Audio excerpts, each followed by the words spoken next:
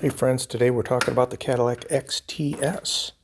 Now these cars with the 3.6 V6 had a problem and continue to have problems with a part called a evaporative purge emissions control solenoid.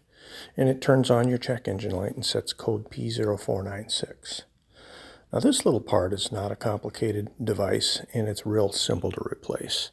Like I said, it's called evaporative emissions purge control solenoid valve. And secured to the engine with one bolt. So it's real simple to replace. The part is quite inexpensive. You can pick them up on Amazon for, I think, less than $30. So once you get that replaced, what you want to do is clear the code to get your check engine light to shut off.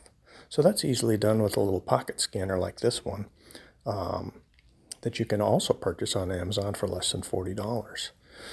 So it's real simple to use, and you just plug it into your data link connector below the steering column there. Follow the instructions, clear the code, and you're good to go.